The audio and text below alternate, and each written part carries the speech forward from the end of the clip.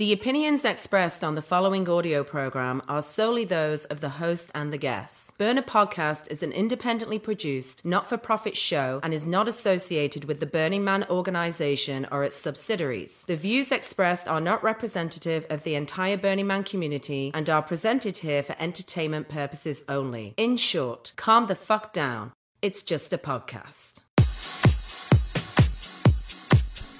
All right, it's episode number 105, and it is still just like 15 days till the man burns, and I'm moving on from that subject as fast as possible.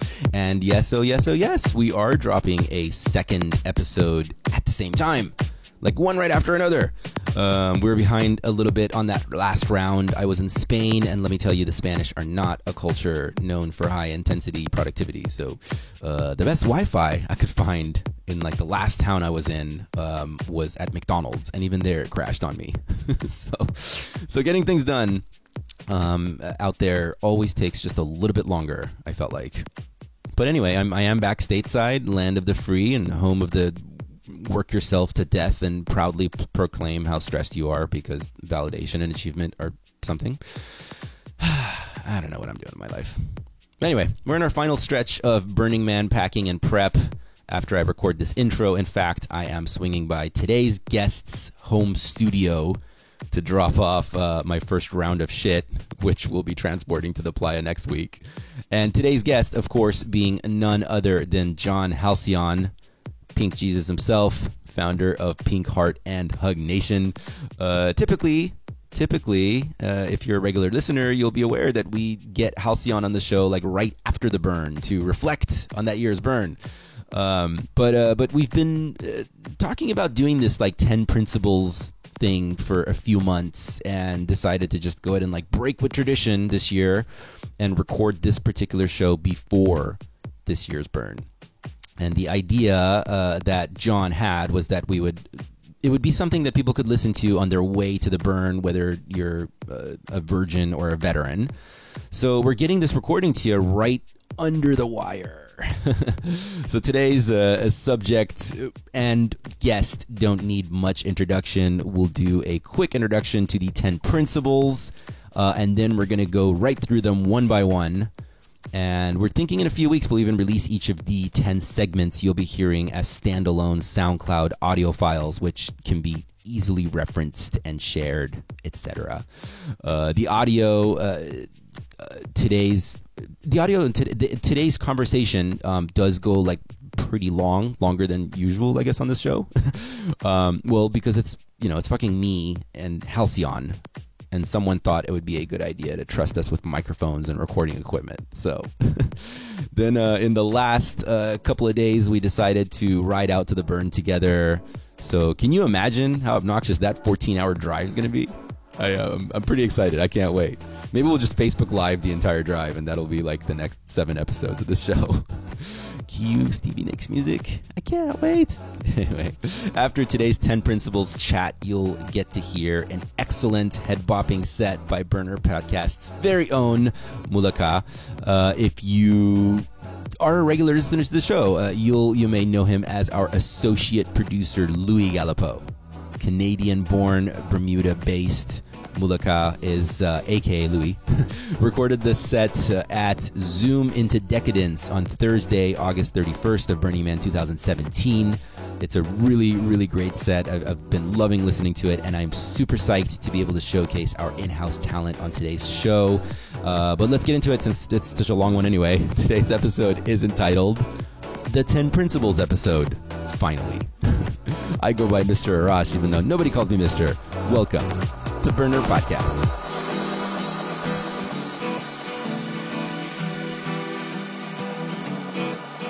On the first part of the journey, I was looking at all the life. There were plants and birds and rocks and things. There was sand and hills and rain.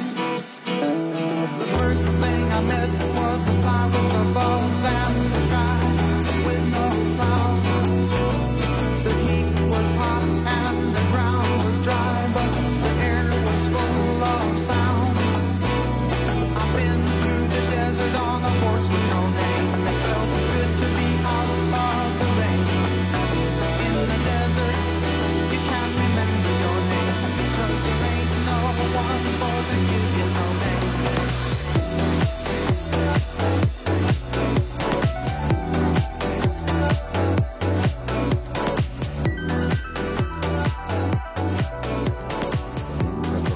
check. And we're live-ish. Woo! This exists at some point. This is live. It's happy hour somewhere. We're breaking tradition, John. Normally we do this after a burn, and now we're meeting before the burn. You know, we're radically breaking traditions. Oh my gosh. Nothing is constant. We can't rely on anything anymore. There's earthquakes, fire falling from the sky. We may have to douse the man in liquid this year. We'll just call it Wet Man. Yes, Wet Man. Ocean Man. Good. It's actually this episode, as I was sharing with you earlier, it's pretty exciting for me because this is specifically a topic I've been wanting to like really dive into for a long time as well. And I often share that I'm very lazy, so I prefer to not do any practice for it and just make an episode out of it. And I was like, when you suggested the idea of having something like this for people to listen to on their drive into the burn, I was like, this is perfect because I've been looking to do a deep dive into this particular topic for a long time. And who else would be the most perfect person to do this with than yourself? I was about to say yours truly, but that would be me. Not yours truly, with John Halcyon. I'm super excited. Yeah, obviously, I do enjoy speaking about these topics and these principles. And No way. And honored to get to talk about it with you. Absolutely.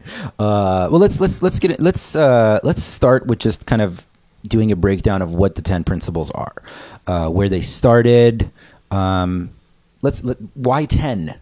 Who wrote these things? Well, let me take a step back and say, Sure. I'm not an official representative of the organization and just a longtime participant and have studied the principles a whole bunch. But there's a good chance during the course of this conversation that I will say something that's horrifically wrong and not a fact. But that's probably goes along with the lines with the event as well. I do that every episode. Oh, good. Yeah, in Oh, fact. good. Don't worry. In the beginning of the show, we always have the warning. These are just the opinions of the two assholes with the mic. This is the dangerous territory for holier than thou burners. That's a topic I wanted to get into as well.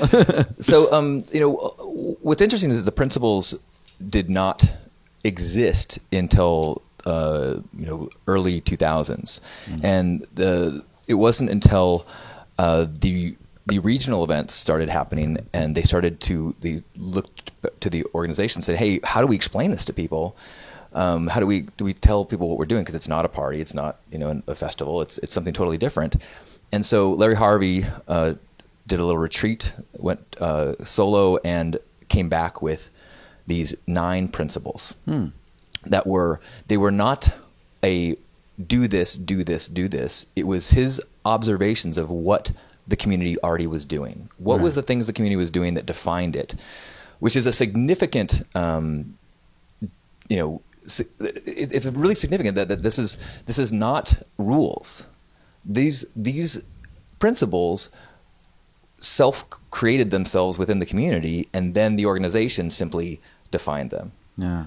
And I should say, people are going, "You said 9 principles?" Yeah. So he brought the 9 principles to the group, and they're like, "You're kidding me.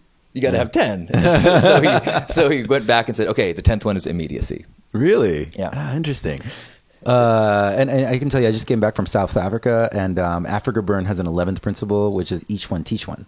Ooh, fun fact. So a lot of regionals have an 11th. There's some gratitude is a couple regionals 11th, and consent is 11th for a lot of places. The organization's take on this is that they love the idea that regionals would create a principle that is relevant for their community. There's no push right now and no traction to create an 11th principle within the main event.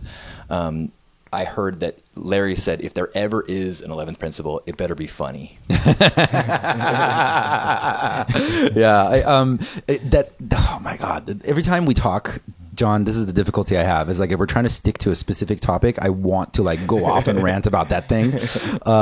So that's definitely an experience that I've had as well, is you go to different regionals and they have very different cultures as well that are defined by sort of like the region, the people that started the event, the culture that developed on its own over there and got cultivated. Like I thought it was super interesting that the San Clan, which is South Africa's Africa Burn's main effigy, it's their version of the man that they burn, and it's this beautiful statement about community. It's a pictograph from like the 18th century from a cave wall, and like the San First Nation population, like their elders actually gave their support for Africa Burn using the San Clan as like their design, as their effigy. It's really beautiful, right? And then you go to like Arizona, and they used to have, their regional was called Toast, and it was a giant slice of toast because it was funny, and that was it. Well, not to get too far off topic, but Caveat just released a new book about Burning Man called The Scene That Became Cities, which is amazing. And he points out something that's really significant. He says that like if you go to the Smithsonian exhibit about Burning Man, it gives you an incredible view of the art of Burning Man, but it's not funny.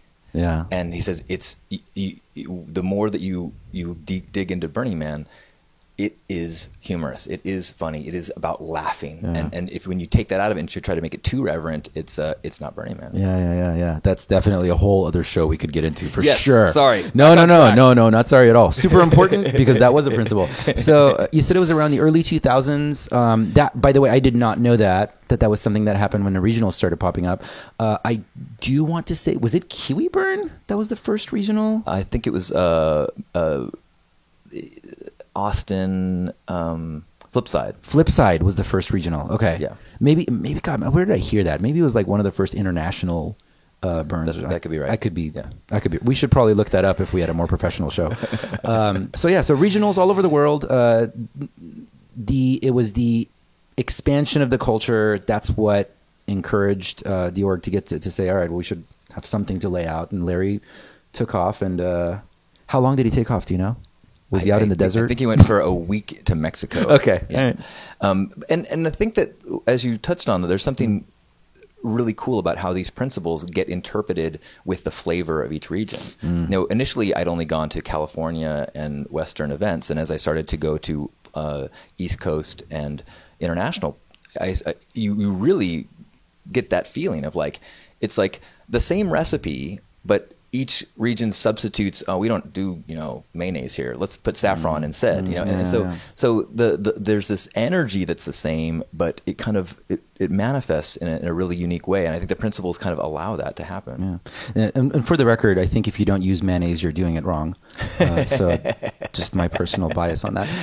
One of the earliest, kind of kitschy art things at Burning Man was there was a jar of mayonnaise that was placed out, and it just said "free mayonnaise." Oh my gosh, that's so great. So you touched on this a little bit earlier, and this is the topic I think I may have brushed on many episodes, where I feel like in the burner community, we do have like our version of Bible thumpers, if you will, for lack of a better description.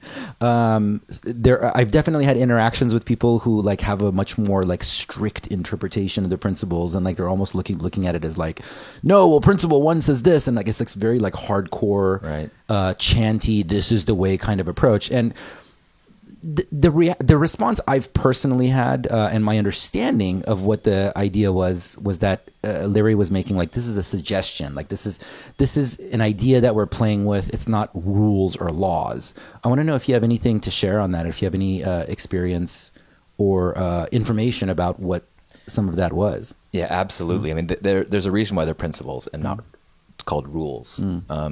And there's also something that if you really start to study them and look at them, there are intentional vagaries in there, and there's intentional ways where the principles kind of contradict each other. And it was a very very intentionally done as a way to force participants to do their own interpretation, and to not fall into that hard line, following the rules over the intention, over the growth of the community. There's that Buddhist idea of, don't mistake the finger for the moon. If you're pointing at the moon, Yes, find the moon, but don't mistake the finger at the moon, and don't mistake the principles for the experience. You see that all the time when people like go crazy when someone wears a feather. You're like, the idea is no moop. The idea isn't no feathers.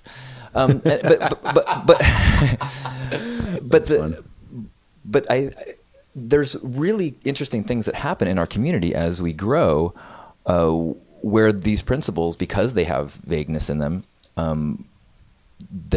they are adjusting to as the times change. You know, we'll get into decommodification, but like decommodification was a different thing 20 years ago than it is now. Burning Man is no longer an isolated thing. It is very much bled into all sorts of, you know, industries and careers. And so but if you look to the principles and read the text of the principles, it still works in these interesting ways. And I love that as a community, we can have these conversations and kind of figure out what are best practices and ideally have respectful dialogues about it. You know, what I heard someone say that, you know, if you are aggressively shaming someone for violating a principle, now violating the principle, that is poison to the community.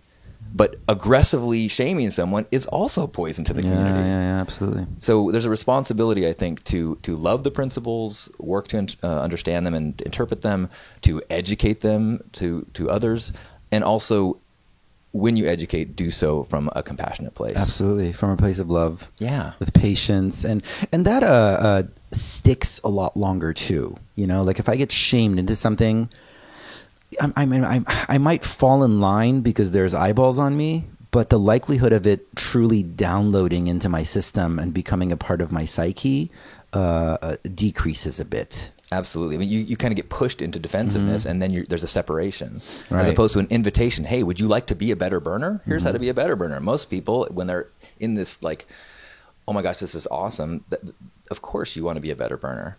I do think that, you know, that like shame is an interesting thing because the principles are self-policed. There's not, you know, the Rangers don't go around and then, you know, and aggressively, you know, police the principles. Writing you a ticket for not gifting. Right. So as a community, we do a lot of our self-policing, and some of it is through shame, you know, and I think that with balance, that is not a bad thing. You know, I want to be a good burner. If somebody saw something that I was doing and was disappointed in me and was like, oh man, I can't believe you did that. Like that thought makes me sometimes rethink, like, wait a minute. You know what? Let's take the extra effort and tape the edges of all of our carpet, because what if we leave some moop? You know, I don't want to be in that situation where I'm going to be ashamed of this. Sure. So let's you know, take the extra effort. And it's when we use shame as like this attack, right, that becomes problematic. Absolutely, yeah. I want to know when the principles were unveiled. Do you have a snapshot or an idea of what the community's general reaction to them was?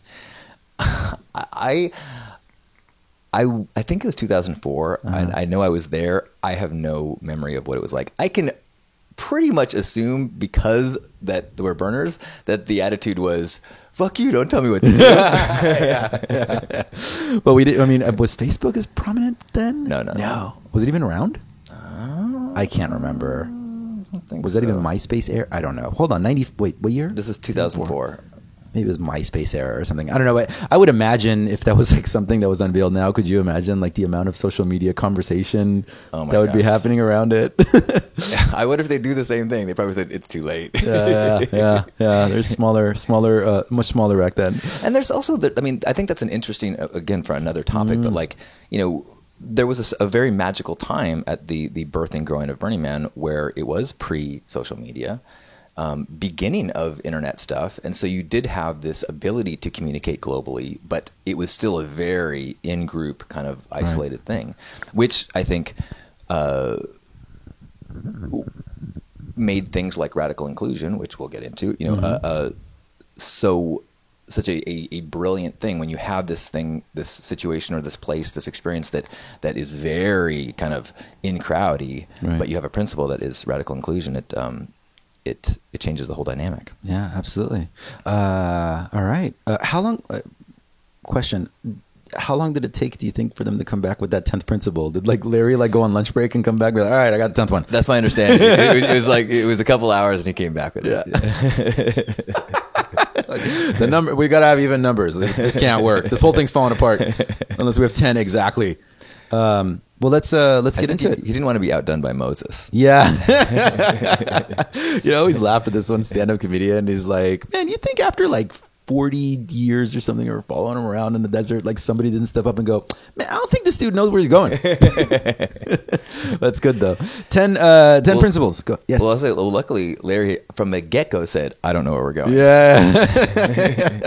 and then we keep following him back to the desert. Exactly. All right, well, let's get into it. We're going to go through each of the principles one by one. We're going to chat and discuss them, and hopefully give listeners a snapshot of what they can be and how they can serve our community as burners. And everything we say here is, like we said in the beginning, just kind of our take on it. Yeah, I mean, I think there's something really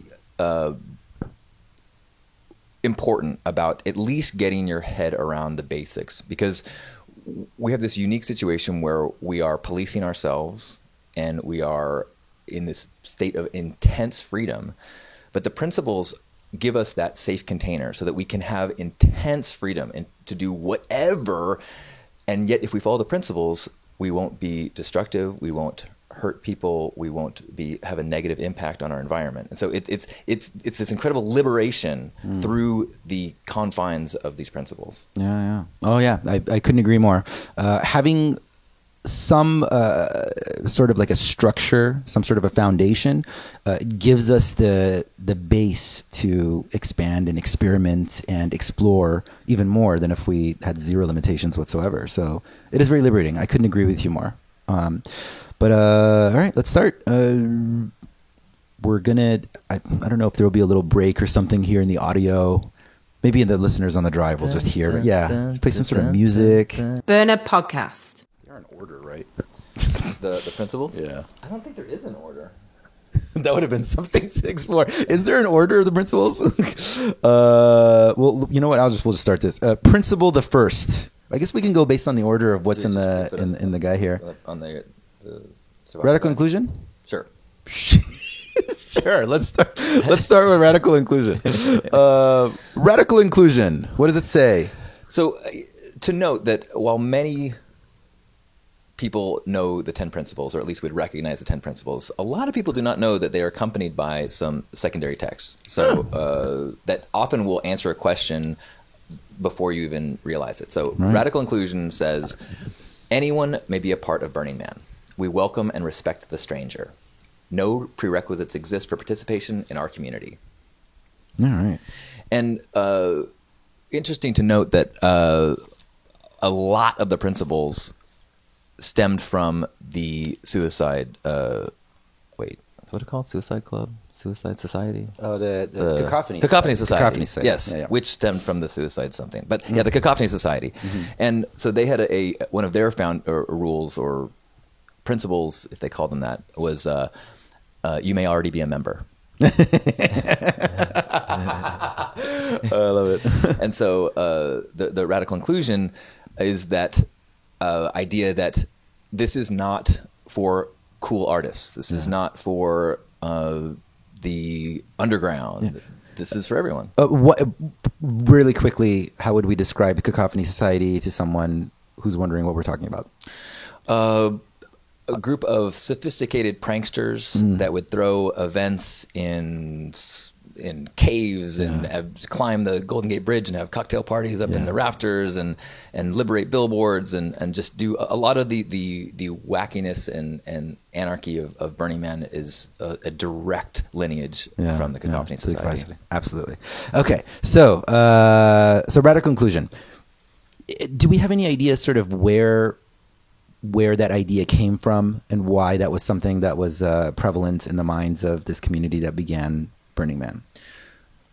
I don't know what was in anyone's minds, but sure. I know that the things that I find to be significant about it or important is that it eliminates the us-them dynamic that is so much a part of so many organizations and so much of life. You know, we have such a tribal tendency, and whether it's the color of our jersey or our faith or our country, you know, it's so easy to slip into this us-them. And when you have radical inclusion, there is no them. It's like everybody is welcome. You can't decide just because you are a conservative that you don't belong at Burning Man. Nope. If you are willing to follow these principles and willing to participate and help make this event happen, then you are welcome. I think, you know, it's important to note that radical inclusion means that everyone is welcome. Right. It doesn't mean that everything is welcome. Yes. And doesn't mean that everyone is welcome everywhere. I've heard people say, like, you know, why can't I come walk through your camp? I'm like, well, radical inclusion, man. Yeah. And I'm like, no. Like, you're welcome at the event, regardless of what you are and who you are and what you believe and what your art is, as long as you don't violate other principles. Right. But beyond that, we have the right to put boundaries on our experiences and our place and our, you know, with the understanding that the art itself needs to be radically inclusive. Right. To a degree. And I think that's an interesting thing too, in terms of the artistic expression. If you build something that is climbable, it's not inclusive to someone in a wheelchair. Right.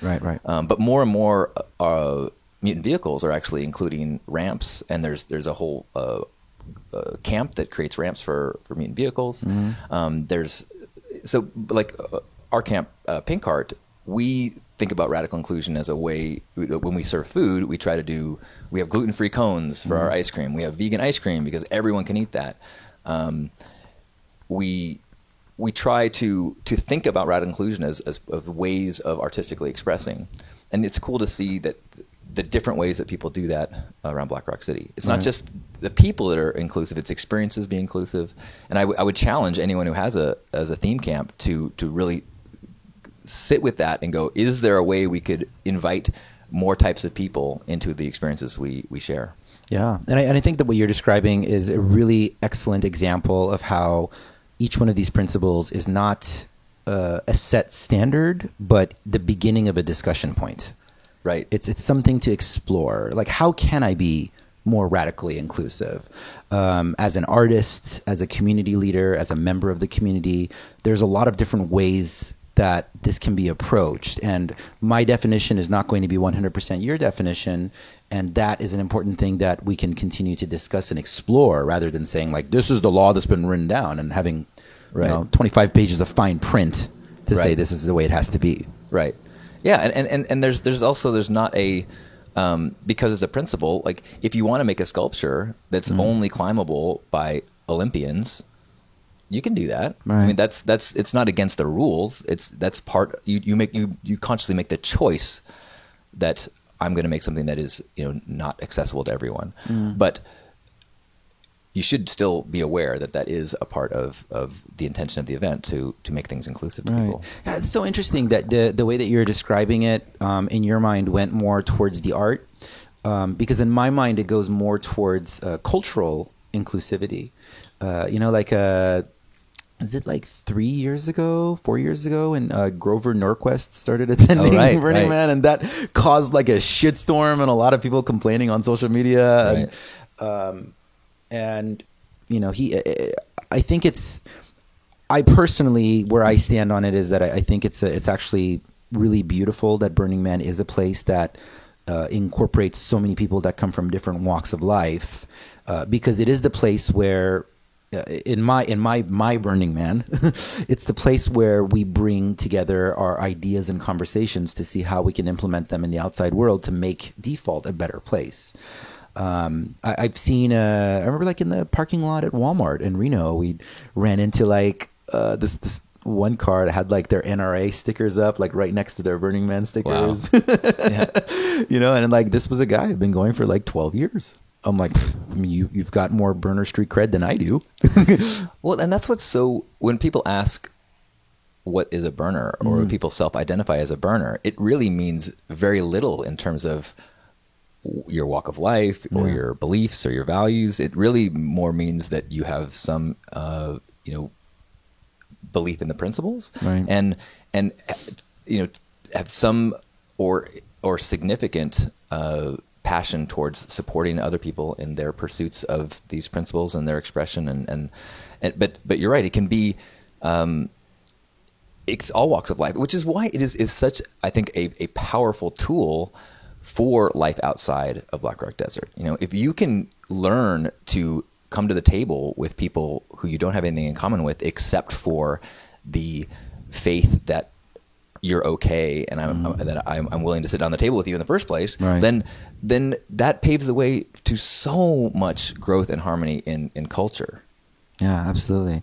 It's for me personally, at least, and I a lot of people I've spoken with would agree, but for me personally, the varying levels of different kinds of people that you interact with at Burning Man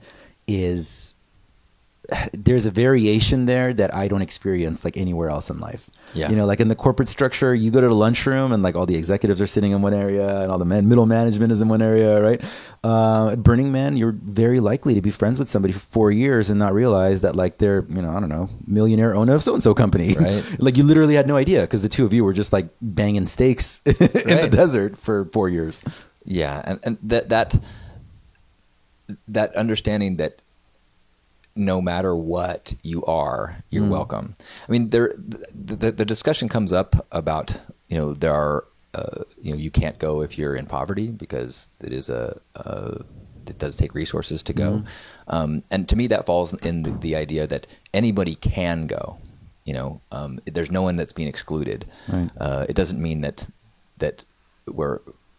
we have to make it available to everybody, but there's nothing keeping anybody out. Yeah. And that's something that we could go down a whole other stream of conversation on that, on like the different efforts that different sub communities in the burner community have made to get more people out to the burn. Like for example, gifting them a ticket. And that's another principle we'll get into very soon. But yeah, radical inclusion. For years people would ask me, what's your favorite principle? And I didn't know what the answer was until I had a handful of experiences that I felt like weren't radically inclusive. So I was like, yeah, this is definitely for me. It's the one that moves me the most. The sense of I want no one to get left behind, and I do enjoy that this is something that our community practices. I love that. There's I have a bunch of videos online, so occasionally people who are What, really? I've got an uploading problem. I will, as the burn approaches, I will start to get emails from people who have a calling to come to Burning Man, and they will start searching videos, and they will see a bunch of videos of models dancing at Robot Heart or something like that, and suddenly feel like, oh, this isn't for me. Yeah. And I'll get these emails from people who say, wow, I it seems so cool, but now it just I don't belong there. And I have to try to explain radical inclusion and the filter of what you're seeing through those videos, and that if you are called, you belong. The radical inclusion allows everyone to take that step into the desert or a regional and instantly be deputized as, co-creator, co-artist, co-everything. You are now given the opportunity and responsibility to do everything, regardless of what you were before. Yeah, absolutely. That's the event itself, I think in my experiences, that is part of the radical inclusion of the event, is that I often share that my driving partner for the first 2 or 3 years that I went to Burning Man was a military guy, barely drank, barely ever saw him drink. And he'd been attending for like 7 or 8 years. So there is no one type of burner. If you're feeling a calling, I love that. Radical inclusion is a good thing I would throw out at you if you're having any of those hesitations about attending the burn.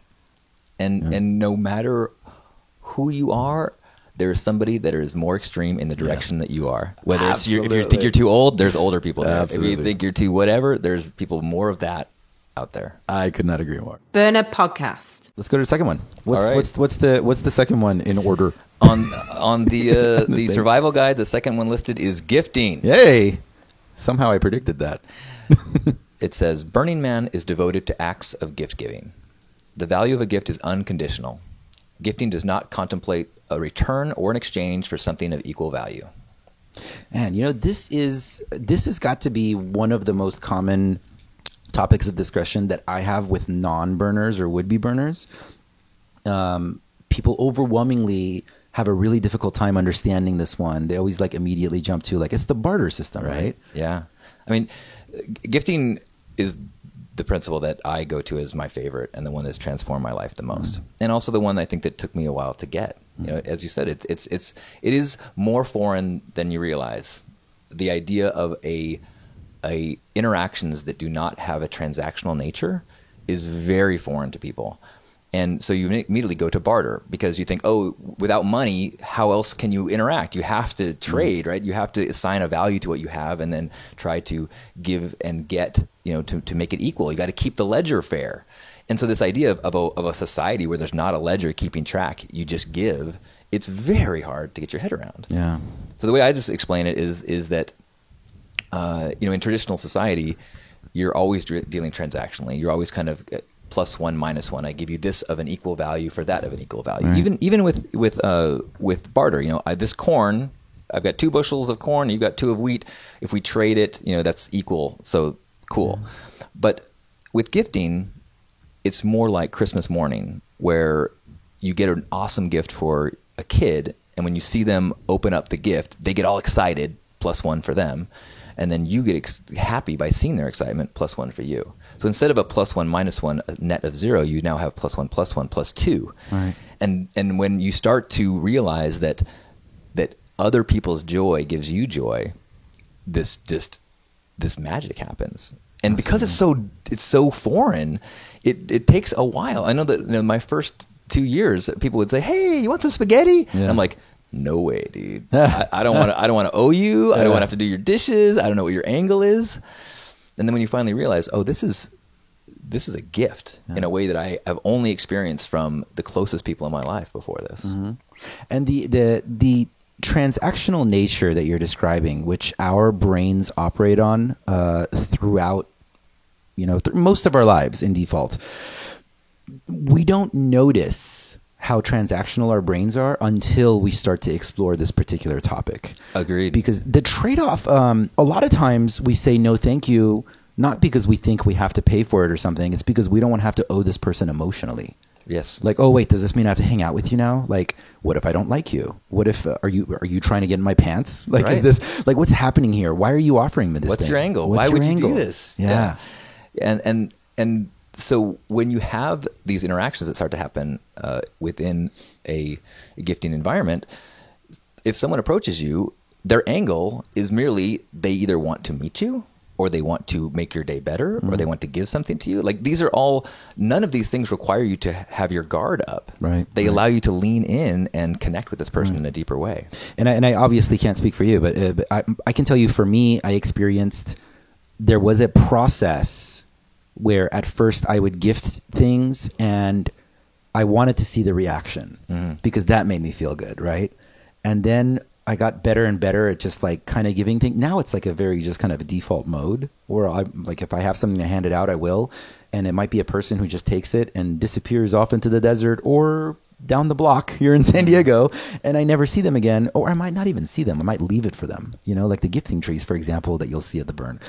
And that's the place you eventually come to. Some people get there faster, some people get there sooner, but that's really the part that I think we were angling to get to, which is live in a world where you can just hand it out and feel good in your guts immediately, knowing that you've done this good thing for the community without ever seeing physical evidence of it. Yeah, I totally agree that it's kind of a evolution of how you participate in this way. I mean, and it feels so good to witness someone's appreciation and their gratitude. And sometimes when people ask me, well, what do you do if someone doesn't say thank you? Well, I mean, it feels much nicer when someone says thank you.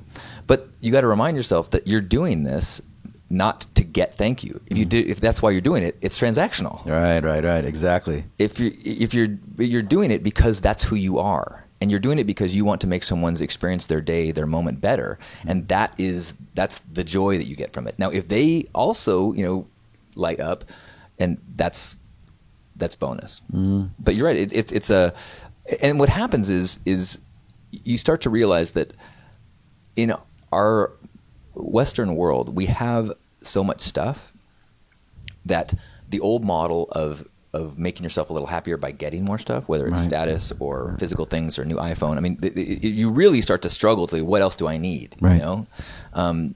But when you realize that the opportunity to receive joy from other people's joy is a multi-billion person opportunity. Every person on the planet, potentially, you could make yourself happier by making them happier. Yeah. And this kind of shift in model that you can selfishly get happier and more joyful by doing nice things for other people, that's the game changer that ideally is people are leaving the playa and taking that into the world. Absolutely. And then like here's like the next level mindfuck that happens.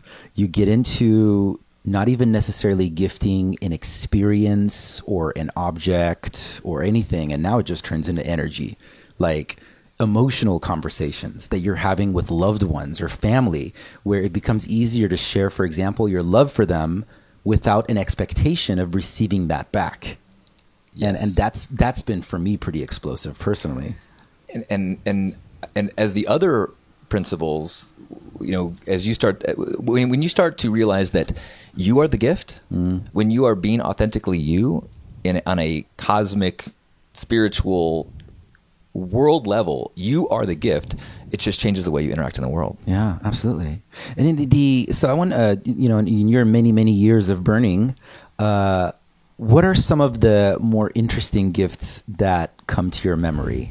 People are looking for examples of what they can gift. Oh, the interesting ones are not ones that I would suggest other people give. The first thing that popped in my mind was when I was given a beer butt bong, when a woman had me put my hands against a wall and pulled my pants down, poured a beer down my back, and then drank it as it dripped off my genitals. Was that a gift for her or you?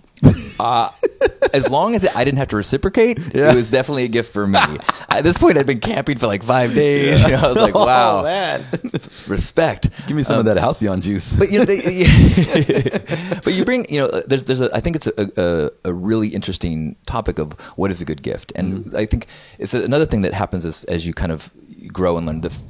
Initially, the tendency is to try to find a physical object, you know, bracelets, blinky things, you know, sunglasses, something that is a physical object, because that's our basic relationship to gifts. Right. And those are great. I would caution people to not intentionally buy low quality, crappy things just so you can give them away. Most people don't want extra, you know, moop. Yeah. Can I just chime in, side note, unless it's a really interesting and useful one? Yes. Yeah. Like, for example, one time I was gifted a pair of socks, like brand new socks in a baggie, fresh and not sweaty in the middle of the day. I think that's a great gift. That's an amazing gift. I mean, it was like, they were like probably like 99-cent socks, but like, I'm like, oh my God, this is the best thing ever right now. Absolutely. I guess, and I'll say this is not a rule, but you know, there's sometimes we'll order a bunch of little plastic things from China to give away, and that not necessarily is a bad thing. I mean, having if there's even a bracelet I wear for an hour, having the opportunity to give a gift and receive a gift is a cool interaction. But if you're going to challenge yourself, you know, socks, you know, something that's going to make someone's moment better. You know, a little cooler with iced washcloths that you put on someone's head in the middle of the day. Anonymously putting something into a bathroom that you appreciate having in a porta potty. You know, there's even and the cool thing is it can be just the awareness that you carry around, and you go, oh, this person is struggling with a flapping tarp. My gift is I'm going to go help them hold this down during this dust storm. The huge part of this conversation is about receiving.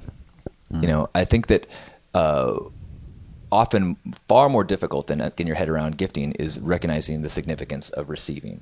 The system of plus one, minus one, of joyfully serving one another only works if people can receive from a unencumbered way. We have the tendency, you know, if someone walks up to you and says, hey, I got you this bracelet, you reach in your pocket, you're like, oh, I don't have anything to give you. Yeah. And in that scenario, it's a totally justified and realistic and normal way of thinking in a transactional world. But what you've done in this situation is this: you've taken away, you've robbed them of that joyful experience of giving you the gift. They've now made you a little bit uncomfortable. Mm-hmm. And so instead of this potentially +1+1, you've got a icky negative nothing. Mm-hmm. And so it's the key is to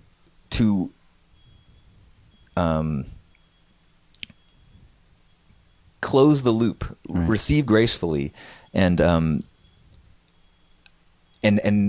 fight the tendency to equal the leisure in that moment. Absolutely. Yeah. I think the most common gift that I've observed people have a difficult time receiving is compliments. And that's definitely like one of those things that I know I'm in a room full of burners versus a room full of like mm-hmm. Is like if I'm at a normal cocktail party, I might see somebody like, God, I absolutely love your hair and the way you're wearing that jacket.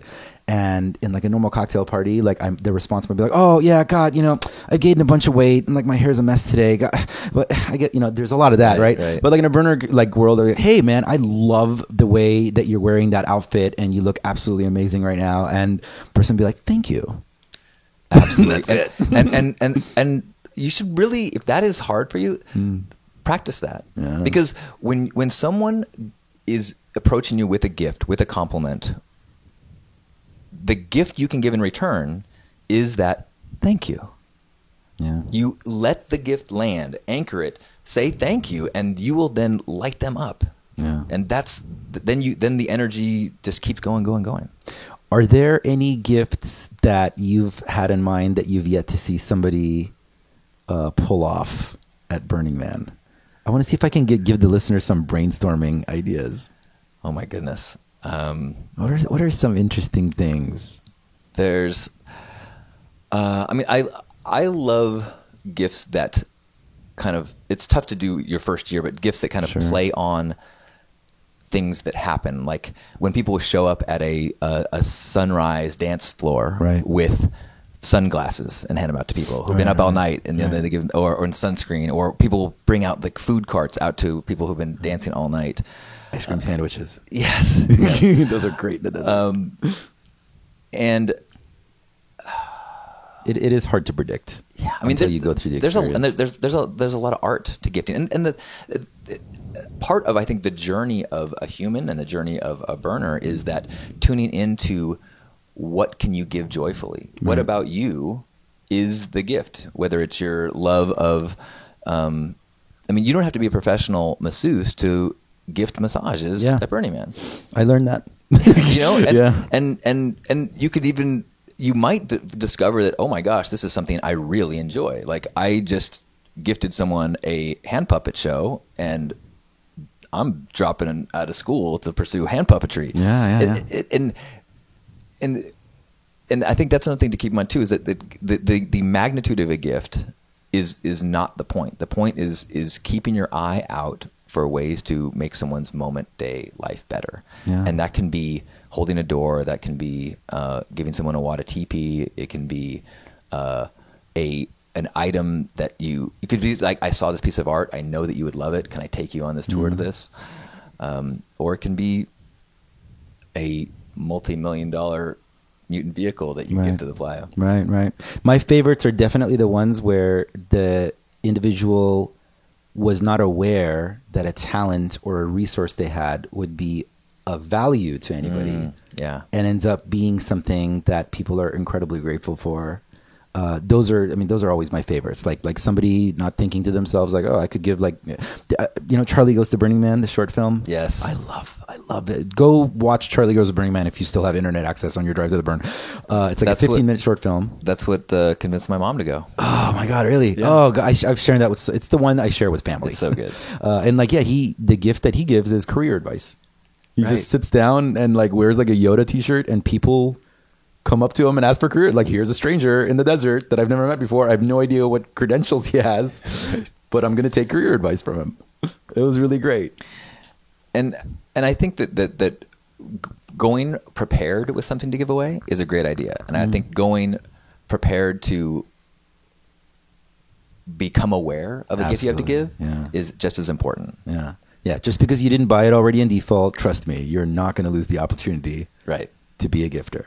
All right. We knew this one would be a little bit longer than the rest of them, but all right. Gifting. Burner Podcast. What is the next principle, Mr. Halcyon?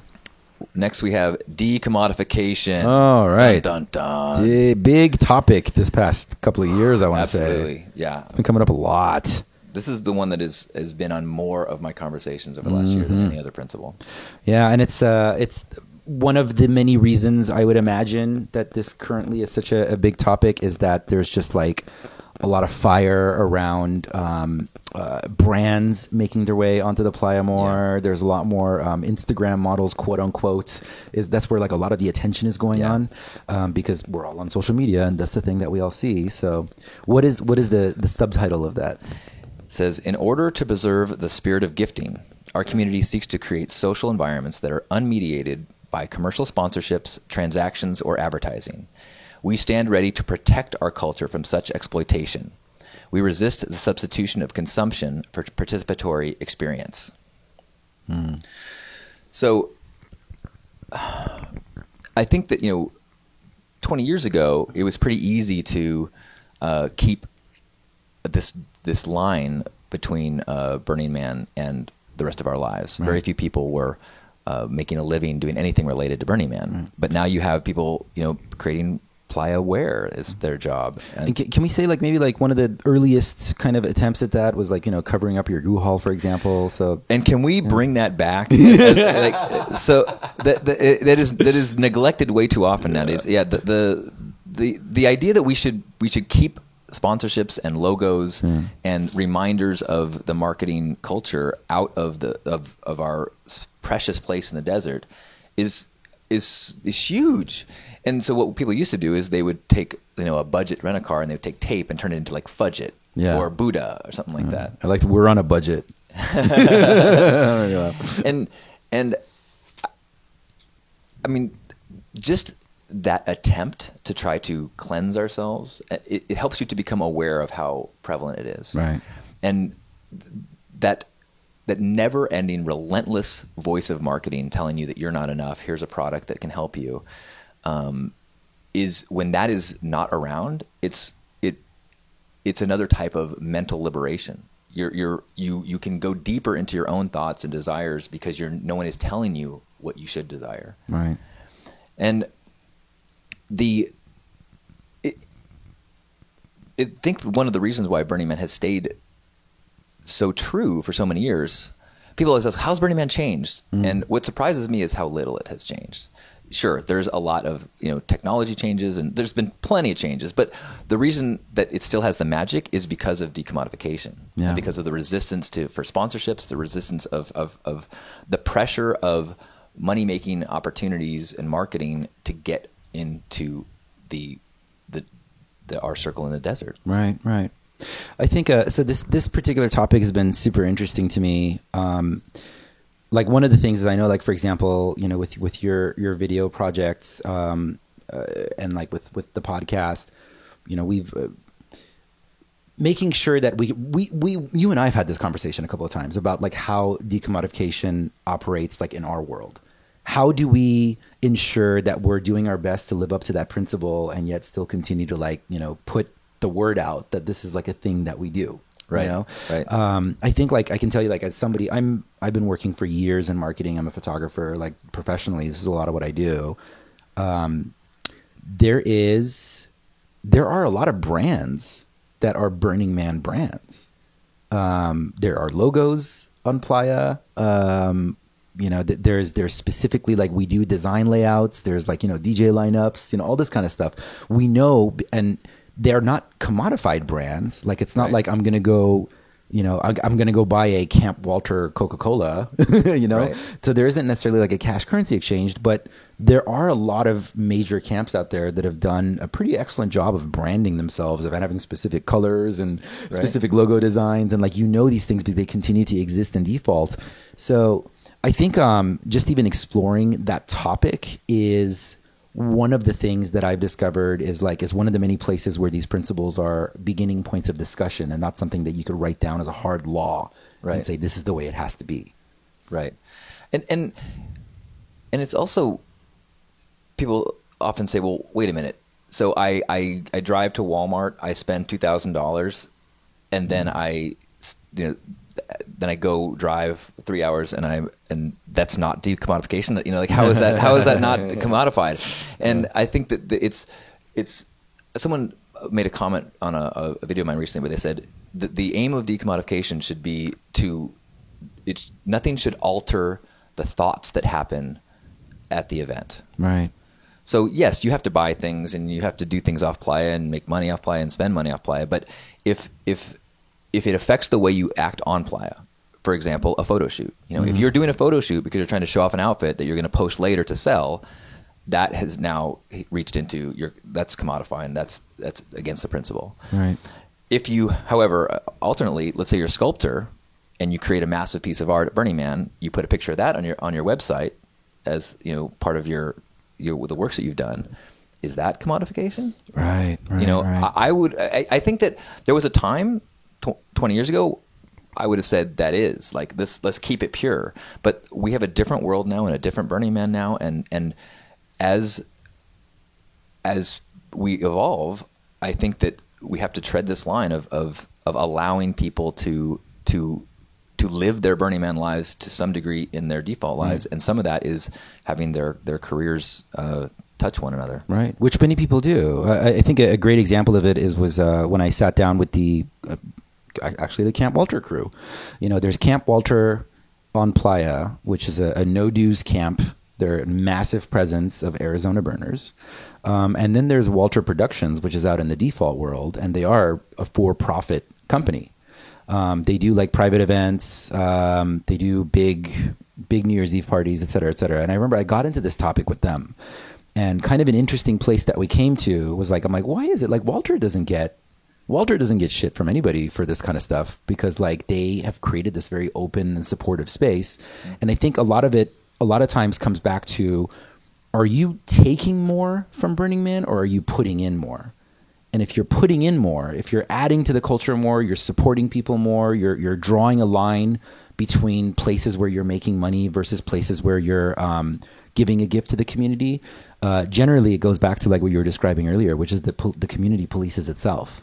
People will step up, and usually it comes through shaming or conversations, questions, things like that.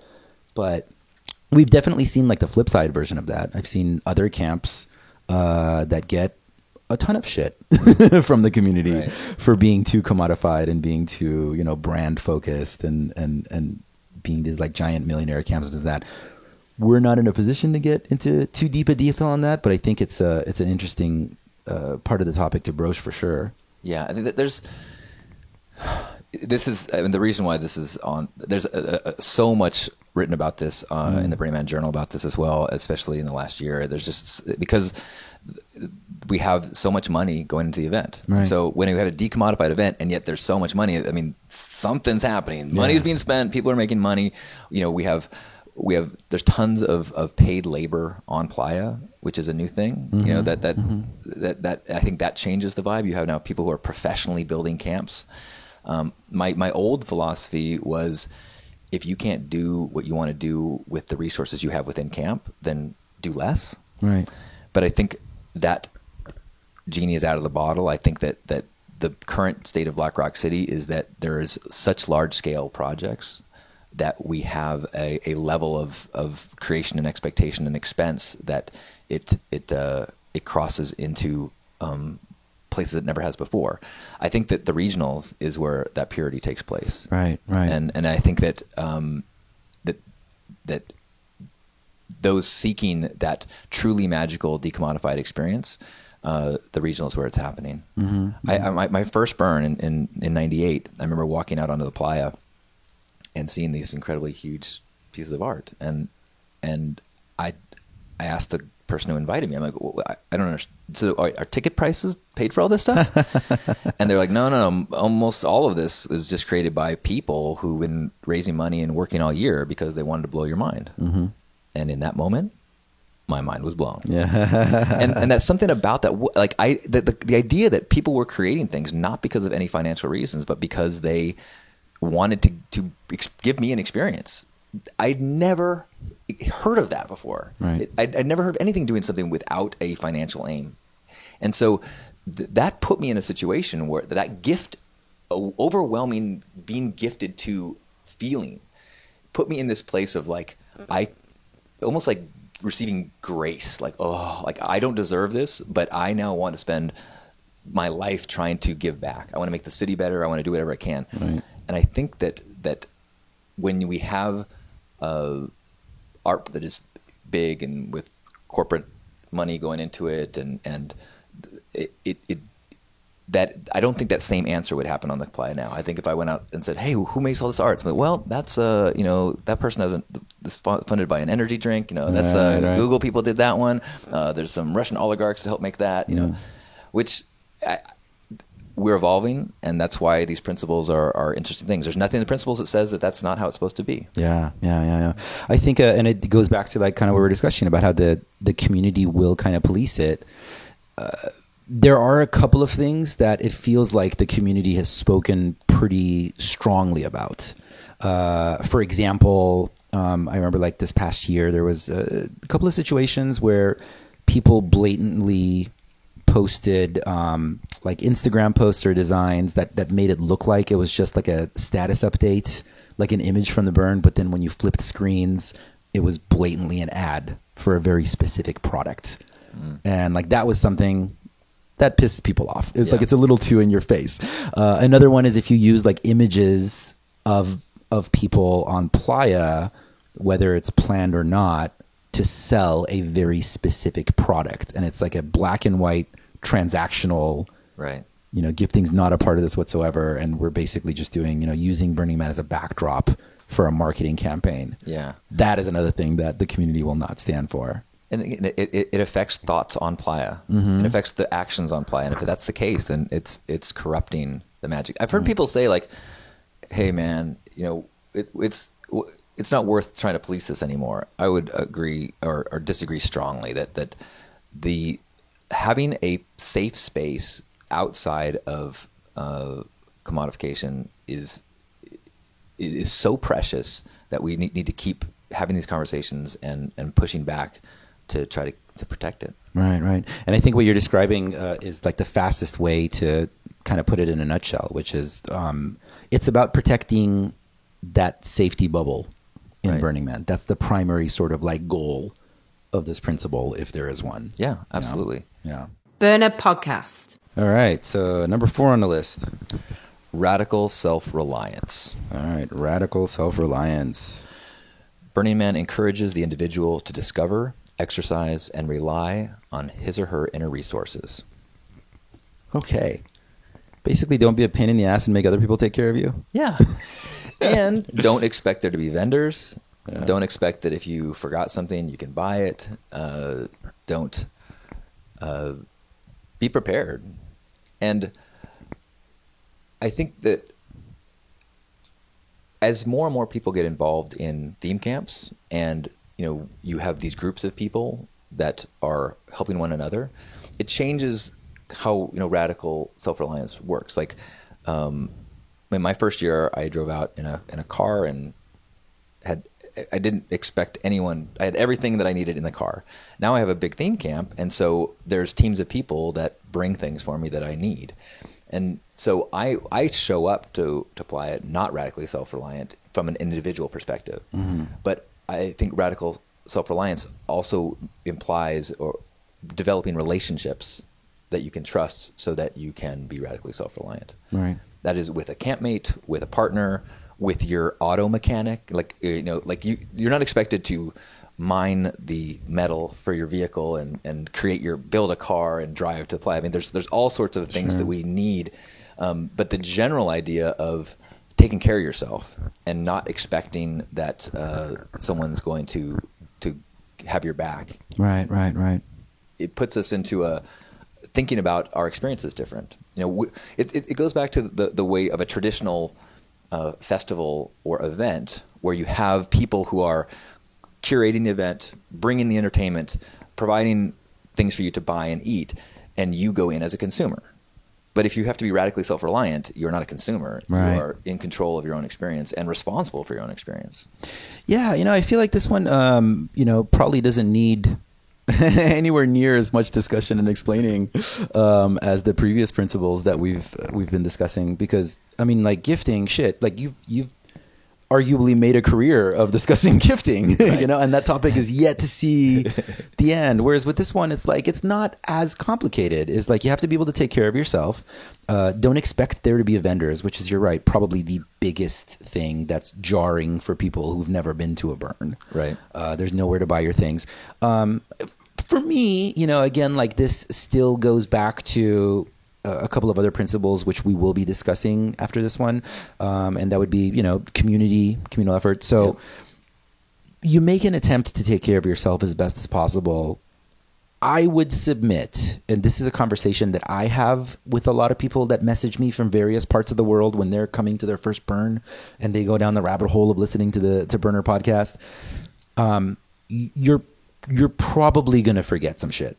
Right. It is a punishing environment. The likelihood that you're going to be able to be 100% self-reliant, in my opinion, is low.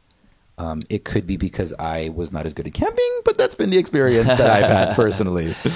Yeah, and that contributes to the gifting culture, though, because when everybody is doing the best that they can to be self-reliant, you generally are able to help people right. when they missed something, right. Because you have plenty. You are taking care of yourself, and you have the resources, and you can share them. If you go into it not being self-sufficient, then you end up taking advantage of gifting, and it's a draw on the magic that way. Right. I've seen various situations where people have like really made like the attempt to be radically self-reliant, and then they get out there and they're like, this is not at all what I expected it to be. This particular tent is not able to withstand the 100-mile-per-hour wind that has just ripped my entire home to shreds. But you still, like, it's important to make that effort to do the best. Part of radical self-reliance is doing the research. For example, listening to this show, having some idea what you're preparing for. I also think that there's a spiritual growth benefit to it, to preparing yourself, going into this inhospitable place with all sorts of, craziness, and getting through it, and not going in as a passive, rider on this ride, but as, one of the co-creators of the experience. And you can't do that until you understand what's going on well enough to be radically self-reliant. Gosh, that's such an amazing point, because I've personally had a couple of people very close to me in my life that almost made it out to burn events, and because I was watching them not actually take that initiative to plan for it and schedule things and come to meetings with the camp, I had to have the conversation with him like, yo, I'm not going to be able to help you prepare for this. Right. Like you need to get on the ball on this. Like you got to really ask yourself, do you want to do this? And that, I think that this principle, one, does filter out a lot of would-be burners who might not be ready yet. Right. Maybe they're hearing a whisper, but not quite a calling. Right. And I think just even on the spiritual angle that you're describing, I've personally found that, you get into the thing where every year you get to know yourself a little better. And every year you have a better idea of what you want and what you don't want next year. And I feel like that lesson is something you take with you to the rest of the default world. Getting to know yourself. Like, everybody else is saying you're supposed to have exactly like this amount of food and this amount of fruit with you and this and that. But like, I don't really care about that. Like, I just need this and I'm good. Right. And learning that has been pretty massive for me. Yeah, that continued refining of self-awareness is a big part of the burn experience. Like initially you're reading, tell me what I need. And then you get to a point you're like, you know what you need. And if you have that feeling in your life, outside the playa, then you are much more immune to that marketing machine that's out there. Like if you know what you need, that's a powerful place. That is massive. That's the energy you take with you. Yeah. You are dusty and beautiful. Radical self-expression. Ooh, so radical. So 90s. Radical. Radical. Radical self-expression arises from the unique gifts of the individual. No one other than the individual or a collaborating group can determine its content. It is offered as a gift to others. In this spirit, the giver should respect the rights and liberties of the recipient. Before we get deep into that, the wording on this is actually the reason why, given why there's no need for a consent principle. Because if you read that, it is offered as a gift to others. In this spirit, the giver should respect the rights and liberties of the recipient. Okay. So there's this idea that part of your self-expression is that you don't express yourself in a way that will not be received as a gift from people. And consent is a part of that. Yeah, that's spot on. You know what it immediately takes my mind to is this whole hoopla that happened. This is not a Burning Man story specifically, with Jared Leto as he was playing the Joker in the Suicide Squad, the movie. He was torturing his castmates. And he was sending them used condoms and shit. he's like, because I'm a method actor, right? But then this whole argument was being made no. The whole point of method acting is that you get into the headspace, but you're encroaching on other people's space. That's not okay. That's very relevant to radical self-expression. Yeah. But the upside to radical self-expression is that for many people, it's the first time we've been given permission to do so. Right. For most of our lives, we are trying to figure out what we should do. What should we do? How should we fit in? What should we do? What should we do? What should we do? And then you get to a place where the expectation is do what you want to do. And that can be really jarring. Mm-hmm. But when you have 70,000+ people doing it, it really it's a liberation. It's the juices flow in a way that I think can get people over that hump and to really to express themselves in ways connected to their truth that they never have before. Right. My mind, when I would hear about this principle, always would go to fashion and clothing and the art that we adorn our bodies with first. Mm-hmm. Maybe it's a visual artist thing. I don't know. That's where I always went to. And I always found it to be super interesting that so much of Burning Man culture, Burning Man fashion, maybe developed as a result of, you want to go buy some shit that you're going to wear out there that you're going to destroy.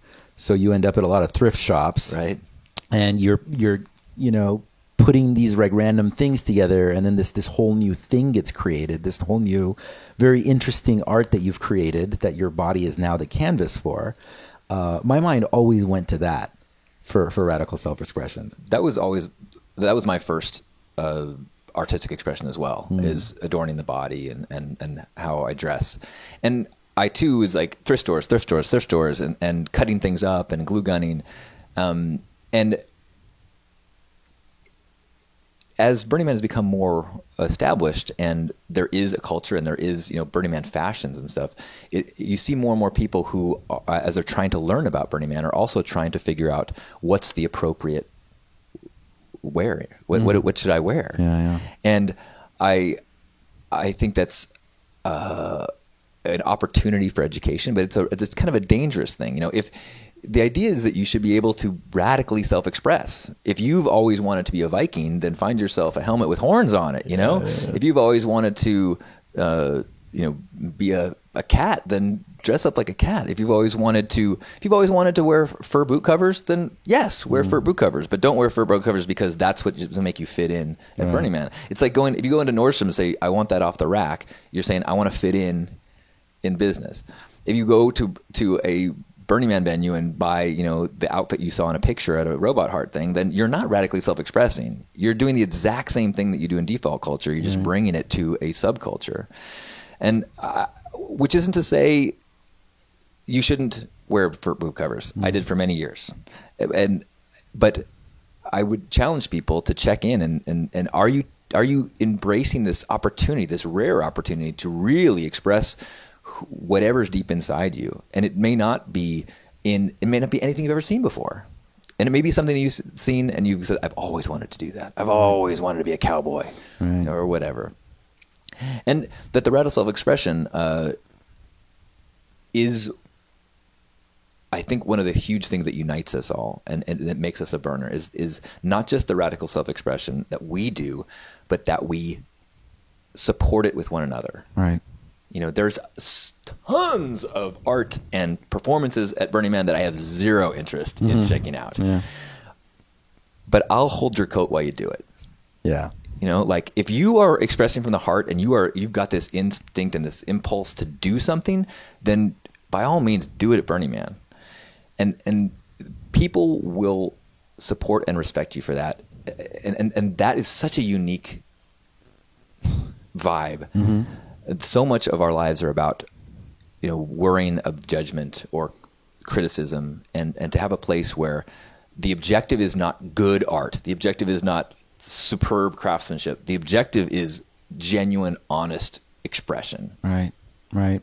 And I think for me personally, I guess I didn't really think about it so much until literally this conversation right now, but this to me is kind of like the unifying factor of what makes a burner. The way that I've always described it to people is that, you know, your burners are going to be from any walks of life. It could be your attorney, it could be your yoga instructor, it could be the engineer, it's the scientist. Like, there is no specific type. You could be from anywhere, you could do anything. The one thing is that we've all agreed that there is no age limit to play. And this is a place to play. You can, if you want to dance in the middle of the night till sunrise, you want to wear crazy outfits, you want to wear nothing, you know, whatever it is, if you're expressing yourself, you're allowed to play. This is the place to play. You can play with gender, you can play with sex, you can play with art, whatever you want to play with, as long as it's not encroaching on somebody else's freedoms. Right. And that's really, really pretty incredible. Yeah. Huge revelation. That's when people say, like, oh, I don't think it's my scene. Like, what is your scene? Oh. You like doing yoga all day? There's that. Sure. There's people radically expressing in that way. There's people radically expressing by talking about science all day long. I mean, radical expression is just your genuine expression of you. Right. And the more, I mean, and that's, I think a lot of the transformation that people go through at Burning Man is because of that permission. Absolutely. I've heard Burning Man called a permission engine. It's this thing that on a massive scale pushes people past their imposed boundaries on their sense of self, and you get permission, and that cracks you open to seeing a way of being and a sense of self that you may have never had the opportunity before. And once you see it, you gotta embrace it. Right, absolutely. Burner Podcast. Communal effort. I'm just going to repeat things more dramatically after you, Sam. Dun, dun, dun. It says, our community values creative cooperation and collaboration. We strive to produce, promote, and protect social networks, public spaces, works of art, and methods of communication that support such interaction. All right. So I think this touches on the idea of the entire Burning Man, Black Rock City regional experiment is an experiment in temporary community. Right. And so the very reason we're there is to explore ways of interacting with one another. And so it's built into the principles that, you know, like this is, you are radically self-reliant, but you are intimately connected in your responsibility to one another in this place. Right. And to me, like my mind, it's really interesting, like looking at like the different regionals and different subcultures within our culture and how they develop. Like the example I was giving earlier was that the Sand Clan, which is the Africa Burns effigy, their design is a pictograph that's like, you know, multiple legs but one body all working together in communal efforts. Oh, cool. I think it's super interesting to watch like how different parts of our community like do kind of like really draw from the energies of like different principles. This one for sure is one that I've seen really move and touch people. A lot of people that come in maybe already feeling like they're self-expressive, you know, or maybe already have found their art, but then they find themselves becoming part of a much bigger thing, and being able to put their energy towards a larger movement to create something bigger, I think is a major point of inspiration for a lot of people that find this community home. Absolutely. And it's one reason why participation is a principle and is so important, because the difference between attending something and collaborating on it, right, has a huge difference in the way it affects who you are and your sense of self. When you are collaborating on this experience, whether you are last minute helping somebody with their art project, you know, whether you are involved year round with something, whether you're working with a theme camp, that idea that you are a co-collaborator with this city, it changes your relationship to it. It makes you feel more responsible. Right. It makes you feel more pride, and it makes your connections to every other participant much closer to family, much quicker. Absolutely, absolutely. And you do feel a stronger connection with the participants who are there involved with another project as well, like the people that you're.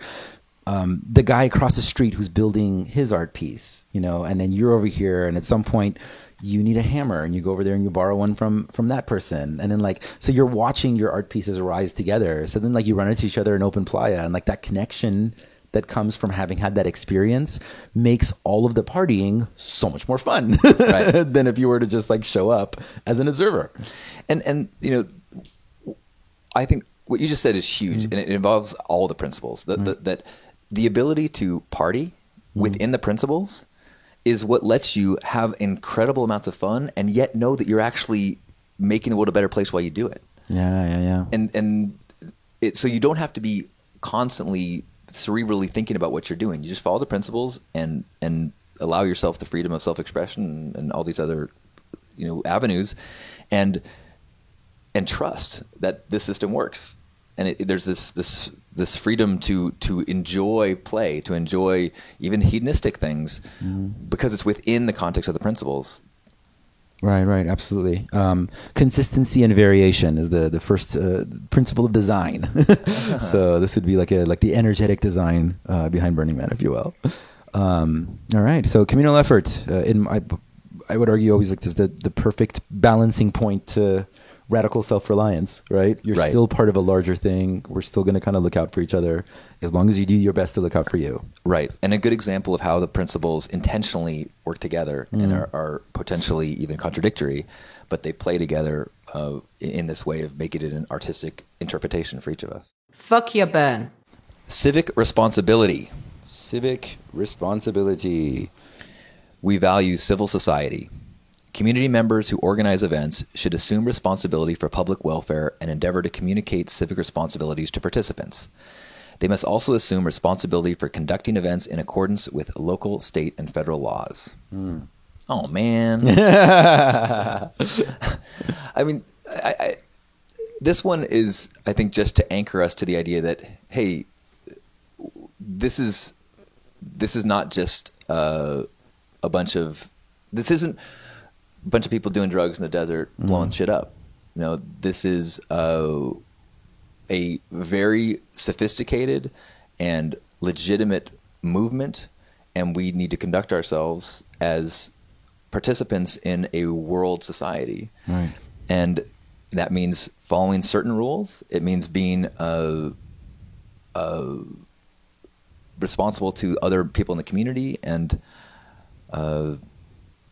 respecting the aspects of the community from a way that, you know, that's when people start to think about anarchy and fires and craziness in the desert, this is the principle that says, yes, but let's be grown-ups about it. Yeah. Let's not forget that the idea is not to go live at Burning Man all year round. The idea is to go be in this concentrated focus of community, to really take all of these principles to the furthest that we can take them, to really have this like beautiful place where we can let go and play and let all of our ideas have sex and come up with new ideas, and then take that energy out into the default world and make the world that we all live in the rest of the year a better place for everybody. And I think that that's, again, like if that was not a factor, if civic responsibility was not a factor and one of our principles, I don't know if Burning Man would continue to draw me back in, because then it would just be like a desert rave party, right? Right. And I love what you said about the what we learn and the bringing it back. I mean, I often think of Burning Man as like a scrimmage, you know, where it's a safe place to practice certain moves and try out certain things, and because we have this support system, we have this this community that is embracing one another, and so you can stretch parts of yourself that you might not feel safety to in the default world, and then once you build up the muscles and have the practices, and you feel more comfortable gifting to people, even if they don't say thank you. You feel more comfortable expressing yourself radically, because you know that some people dig it, even if somebody else is going to roll their eyes at you. And so we have this hyper inflated, amplified place that the principles allow us to practice this stuff so that we can take it in the default world. Right. And I think this is strictly anecdotal. It's not even anecdotal. It's just an opinion. I feel that this is probably a major contributing factor to why the Burning Man movement has really continued to grow and continue to exist and continue to expand around the world in a manner that many other movements maybe didn't, because we are taking things from there and finding ways to be better citizens where we are. And this, mind you, by the way, not everybody's ever in complete agreement about any of these principles. Absolutely. On any of these actions. But I think that that's one of the things that I'm seeing is that I, for one, definitely do feel better about being a citizen of my community personally, my own personal activity, now that I've engaged fully in Burning Man, than I did if I was just like, this was it. I'm lost out here on my own. Burning Man is the place where I get to like practice that and be amongst other people and have these ideas. And then how do I go back and be a better citizen of the world community as a whole, not just that Black Rock City. Amen. Yeah. Burner Podcast. Leaving no trace. Leaving no trace. Our community respects the environment. We are committed to leaving no physical trace of our activities whenever we gather. We clean up after ourselves and endeavor whenever possible to leave such places in a better state than when we found them. Yeah, it's fun that the last one was civic responsibility, because I think that LNT is the single most powerful PR tool that our community has to the outside world. Because whenever we rent a venue or do an event at a park or whatever, people are like, I don't understand all these fucking weirdos. All I know is that afterwards the place is better. Right. And this is just like any random party, That's it. It's one of the main ones, the principles that I think creates this safe container for us to get crazy and know that we're still doing good. Like we're still like, as long as we follow leaving no trace. Noticing that it is say leaving, there's still these subtle things in there. It's not leave no trace, it's leaving no trace. But if we do that, then we are free to do all sorts of crazy things, as long as we don't, destroy the environment, as long as we don't leave a mark. I think this is another one that it's less conversation about it. It seems like it's so many gatherings and events historically are known for being horrible at this. Yeah. And so people gather, they have a good time, and they leave a scar on the environment, and it's this disconnection.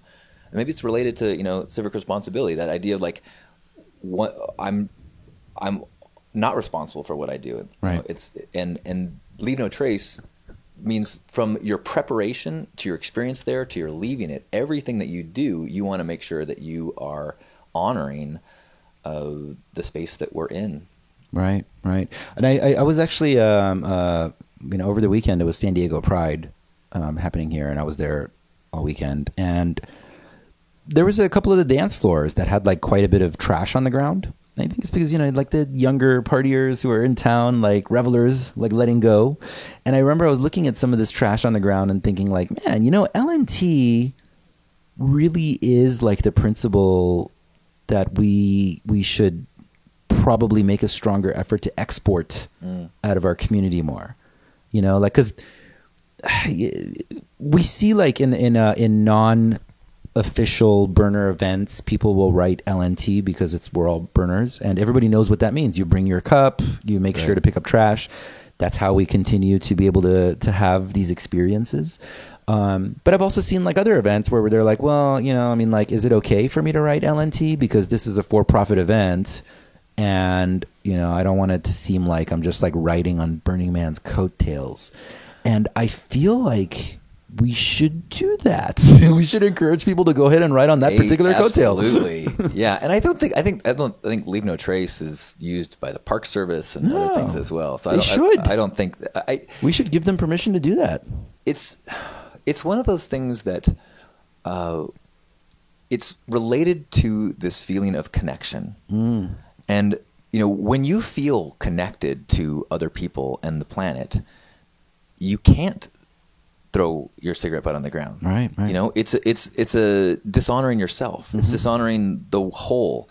And Leave No Trace is I think the putting into principle that respect of the environment, the self, and the community that the more you feel it, the more it becomes driven by desire to be in harmony, more so than following any rules. Right.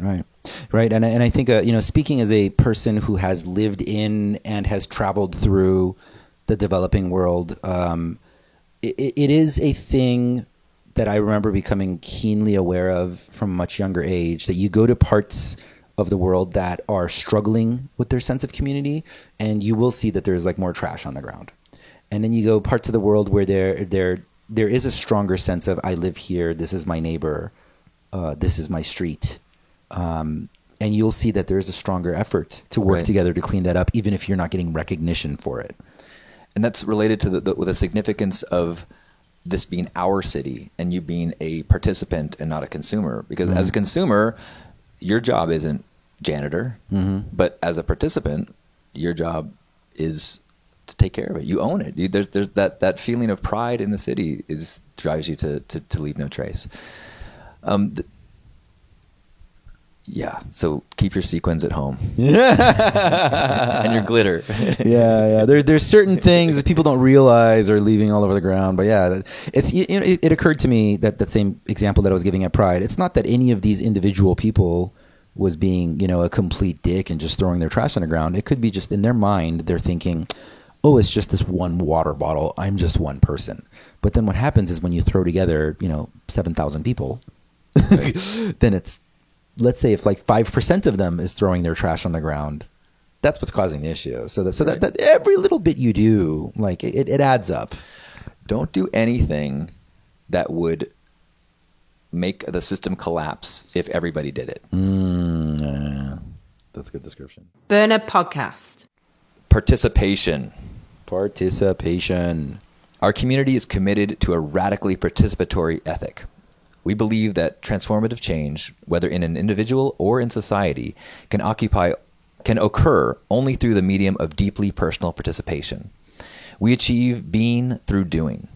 Everyone is invited to work. Everyone is invited to play. We make the world real through actions that open the heart. Okay.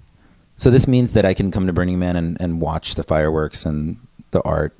That's right. Okay. Yes. You can go check it off your bucket list. I mean, years ago when I would do greeting, I remember people would come to the gate and they would say, oh, I'm not an artist. I'm just here to check it out. Yeah. I'm like, oh, no. Like, that's not how it works. You are, in this zoo, you're one of the animals. Check it out. And That's funny. And that's one of the significant differences between Burning Man and other things is that you know, I don't know if it still says, the tickets used to say really big, no participants. I mean, excuse me, no spectators, participants only. Yeah. And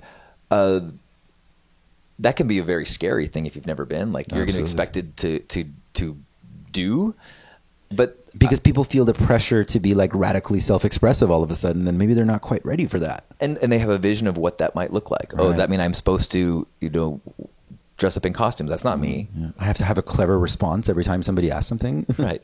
It just means, you know, that you have this co-ownership and that you don't have to know anything. You could just have the gifting mentality of, I'm going to help when people need my help. And therefore, that suddenly you're participating in a huge way. Participating can also be when someone set up a croquet set, you use it. You know, if somebody invites you in to do something, you do it. Right. But that I had someone explain it to me that the equation that is so magical is that Burning Man takes the audience and the stage and puts everybody up on the stage. Right. And so you don't have entertainers and entertained. You don't have people who create entertainment and those who consume it. We just have us. And we're all responsible for creating it. We're all responsible for cleaning it. We're all responsible for ruling it. We're all responsible for, you know, taking care of each other. And it means if somebody, you know, stumbles and their sequin does fall off, you pick it up for them. Right. It's this ownership that creates this deep pride that also creates the feelings of connections and community, I think. Mm-hmm. Yeah. And I want to go back to earlier, we were chatting a little bit about like the fun part of all this, right? Like, it is supposed to be fun. And the word that I discovered that I think like is a major part of burner culture is mischief. We are mischievous. Everyone is mischievous and playful, predominantly. And participation, I observed, is a major part, is a prerequisite for mischief. Because if I'm mischievous and you're not welcoming it, like I'm just like playing pranks on you, Right. then I'm a dick. Right. But if the participation is happening, we're playing back and forth, then the two of us can be mischievous together. And it's a game that we're all playing. And I have had experiences definitely in the past few years that have brought me to this place of like, wow, like that is a massive part of what drew me personally to this culture. And it's a major part of what draws a lot of people here, the participation and the mischief that comes with that. I love that. It's almost like there's always a low-level improv class happening. Yes. You know, like Yeah. anything that's happening, you're welcome to just take it up a notch into a degree of silliness or whatever you want. Yeah. Yes, and I do love going to the bar, you know, and like you're ordering a drink. Like you're not just going to order a drink and have like somebody serve you a drink and then you take off. Like there is a participation aspect happening to that. There's a back and forth. There's a play. Maybe you're doing a little dance. You're getting to know each other, and that experience, when you get to have that, what it's like to participate and enjoy it, you can take that energy back to the default world and experience your day job. And have so much more fun with it, because now it's like almost like this game that you're playing with like the rest of the world, rather than just like simply I'm showing up to work, I'm getting paid to do this. The whole world can be a big participation game for you, and this is the place where you can cut your teeth on that, if you will. Yeah, and we are invited, allowed, expected to be protagonists in this in this experience. There are things you can go to that are shows, you know, but most things are things designed for you to interact with it, Right. whether that's a sculpture or most theme camps. I mean, when you apply to a theme camp, you have to plead your case of why you are interactive enough to deserve placement in Black Rock City. And so people will sometimes ask, like, well, I'm a little introverted or I'm shy. Like, how am I going to do there? And I think it's important to remember that by design, this city wants you to participate. Mm-hmm. So remind yourself that like walking up and picking something up or asking, what is this? Getting into a line. This is part of the principle of participation. Is the city only works, it only thrives when you're a part of it. I got to tell you, the introverts thing is I love when people tell me that. I love it because it gets my opportunity to explain to them, like, no. It's not that you don't want to talk to random people. It's not that you don't want to have these experiences. It's that you don't have the capacity for like small talk. You know, you don't necessarily have like the energy to just like talk about the football scores on some vain, superficial service level conversation. But really getting into like participation, you get to interact with people, meet somebody, and within minutes you're in their camp, you're exploring their art space. 5 minutes after knowing somebody, you're already talking about your childhood traumas, having this breakthrough. That, my friend, trust me, if you're an introvert, this is the place for you. Right. There's a whole 65,000 other ones just like you out there. And that's a good thing to in terms of how to participate. There's no right and wrong way, but I would urge people to resist the temptation to go to the things with the brightest lights and the loudest music. You know, there is so many cool nooks and crannies to Black Rock City, and if you follow the big crowds or spend too much time looking at a schedule, you're going to miss the intentions and the creativity and the connections that are waiting in the less populated places in the city. Absolutely. Welcome home. Last one. Last one. All right. Immediacy. The one that he tacked on at the end. Yes. Immediate experience is, in many ways, the most important touchdown of value in our culture. We seek to overcome barriers that stand between us and a recognition of our inner selves, the reality of those around us, participation in society, and contact with the natural world exceeding human powers. No idea can substitute for this experience. It is so fitting that this was the one that Larry wrote last, because isn't it completely the most common human experience to spend all this time in our heads wondering what the most logical decision is and what the right thing is to do?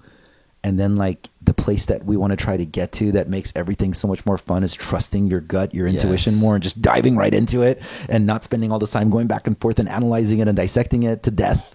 Yes. And I love that was the very last thing that he came up with, because he's like, oh yeah, I've got all this like brain stuff. Oh, you're right. The one thing I forgot. And it's so important. It's so critical. You know, like there's now there is some cell service on Playa, but when you have a break from cell service and connectivity, you really become aware of the lack of immediacy in your life. You know, we live in a culture where you can go to any restaurant and see a tiny percentage of the people are actually in the restaurant. Right. Most people are on their phones in conversations on site, you know, like they're in their social media. So people are not actually having the experiences they're having. And so to have that be a principle of this event of like, no, be there with the people you're at, have this experience. Don't fight this temptation, that this kind of growing addiction we have of being sucked out of our now. It makes every moment into this treasure and every interaction into something precious. And I know that it can be very difficult, and you might think, I have to do this, I have to check in, I have to do these things. I would highly recommend minimizing your use of digital devices as much as possible, because there's so much magic that happens when you can trust your intuition, as you said, when you start to listening. You know, when I get in my car now, I instinctively GPS where I'm going. Yeah. And my phone will take me exactly to the address that I'm looking for. But places you already know how to get to. but what doesn't happen is I don't accidentally discover a cool piece of art on a corner. I don't accidentally see a restaurant I've never seen before. I go exactly to what my brain thinks I need, but I never discover what my intuition, my spirit actually knows is best for me. Yeah. But on Playa, that happens all the time.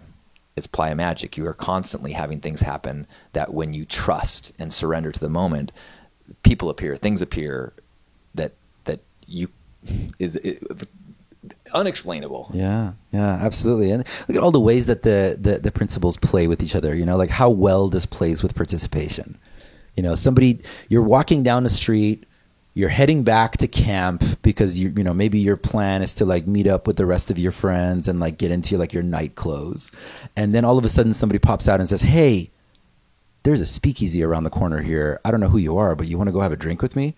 And you're like, "Fuck it, let's do it." And you go around the corner, but then it's not like an actual bar. It's like a cheese speakeasy. And you get inside and now you're eating cheese. And next thing you know, you're making friends with so-and-so people. And next thing you know, you're in an art car. And, Yes. and that is the story that you're going to go tell people. I promise you. It's not going to be I raced back to my camp. I got there in time. And then we went to where And we're supposed to. I got to the DJ that I read about in the guide. Yeah. It was great. We took photos.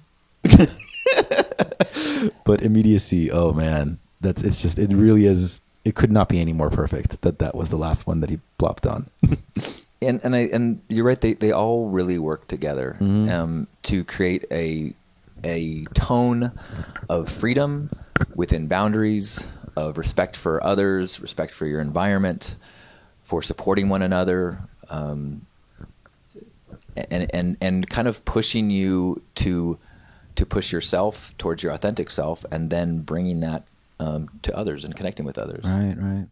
A portrait of those who burn the other 350 days of the year. Yeah.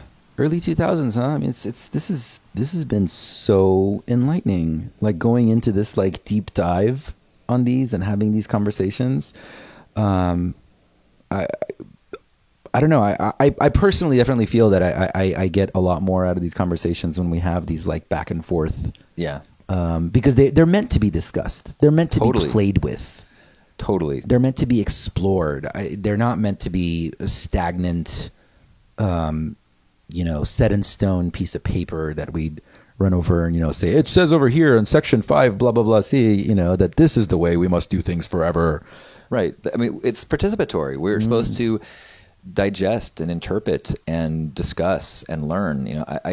I love getting these conversations because there is not a right and wrong answer. Right. Often you will come to consensus that, yeah, that's not cool. Yeah, that's not cool. But there's no judge that's, I guess there is when it comes to intellectual property. There is like a group at Burning Man that says, that's, violates things. But with civic responsibility, I guess there's like an actual judge that could sentence you to prison. That's true. Yeah, don't break the law. Don't break the law. But in terms of, what is participation to you, what is radical self-reliance, these are amorphous goals that when we seek them, we learn about ourselves and we grow and we grow closer to the other people that are doing so. God, wait, so safety third is not one of the principles? Is that not on the list? There is no safety Well, third. shit. I've been saying that all wrong. Oh, God, this has been so much fun. This was a nice break from our own tradition. I love it.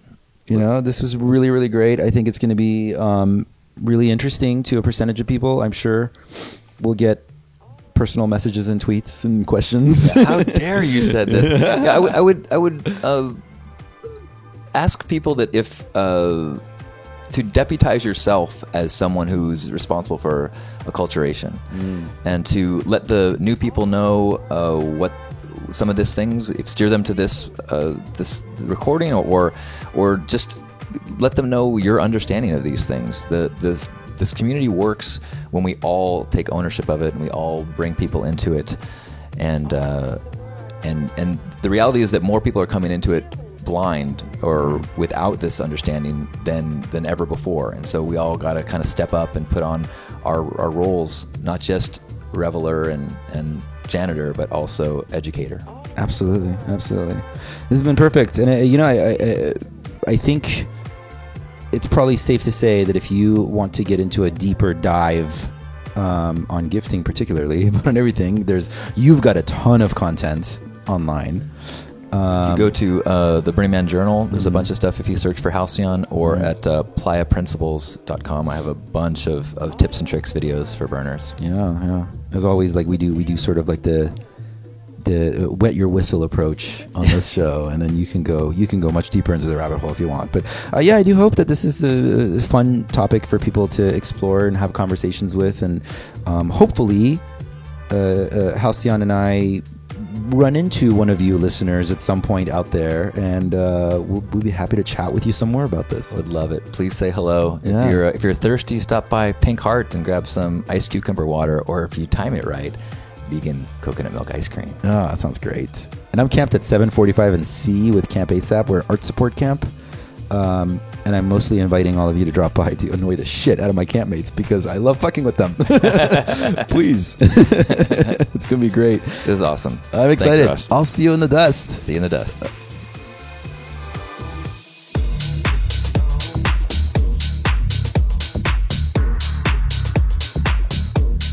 You are now listening to the sounds of Mulaka. This set was recorded at Zoom Into Decadence on Thursday, August 31st of Burning Man 2017, and you can hear more of his island-infused techno sound over at soundcloud.com/Mulaka. That's spelled M-U-L-O-K-A. And you can, of course, message him directly and tell him you love the set over at burnerpodcast.com. Because Mulaka is our very own associate producer, Louis. Please give us a like on Facebook and join the Facebook group, and leave us a review on iTunes. The reviews help the show grow and gain more support. All these links are over at burnerpodcast.com. You can find me on all the social medias at Mr. Arash. That's M-R-A-R-A-S-H. And if you're sending me a friend request, please do shoot me a message to let me know you're not a spam bot. And do let me know if you have interesting interview subjects in your area. Maybe I'll come hang out in your front yard, drink up all your water jugs, and snore up a storm in your master bedroom. Our producers are Lee Hemingway and Louis Galipo, with additional support by Tori Massey and Navjit Sarna of Burner Podcast Presents Alkaline. We aim to have new episodes up on the first and third Wednesdays of the month, and sometimes that happens. Our opening theme music is America's Horse But No Name Remix. It is produced by Joman. You can find him at soundcloud.com/DJ Joman. So until next time, love and light and all that other crap. I'll hear you after the burn. Take us out, Mulaka.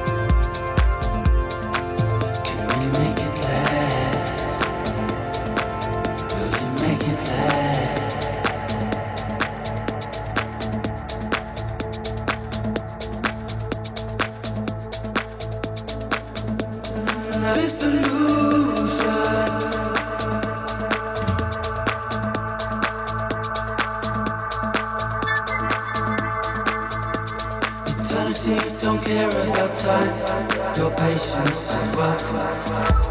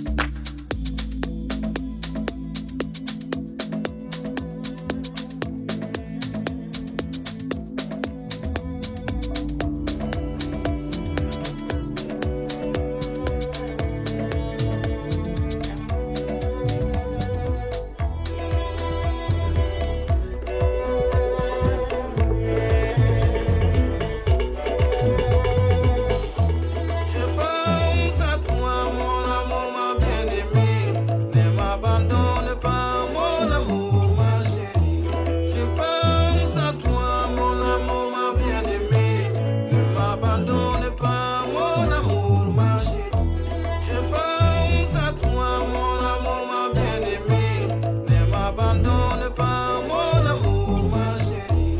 Je pense à toi, mon amour, ma bien-aimée. Ne m'abandonne pas, mon amour, ma chérie.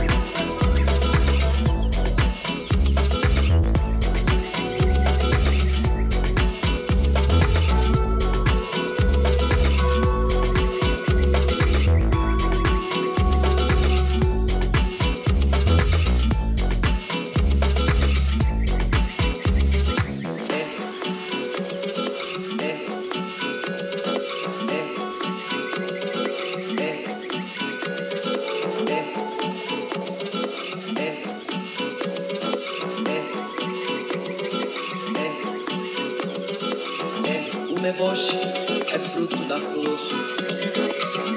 Uma flor de lótus é uma pomba poderosa, uma pomba gira é.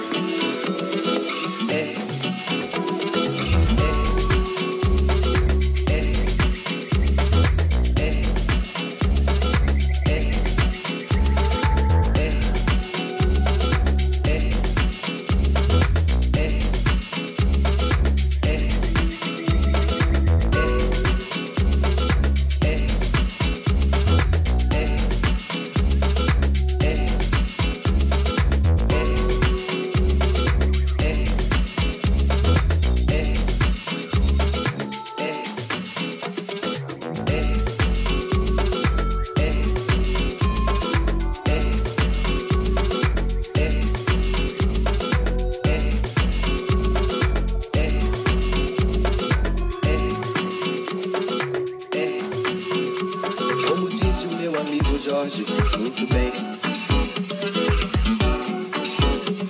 No mais é Deus no céu da boca e nada mais. Conheci meu amigo na beira do cais. Perguntei se ele iria. Ele disse, o senhor vai descer do céu na terra uma vez mais. Eu pensei, quem diria? Ele disse, o senhor vai. Eu falei qualquer coisa. Ele sumiu do cais. Partiu dali para sempre, para nunca mais.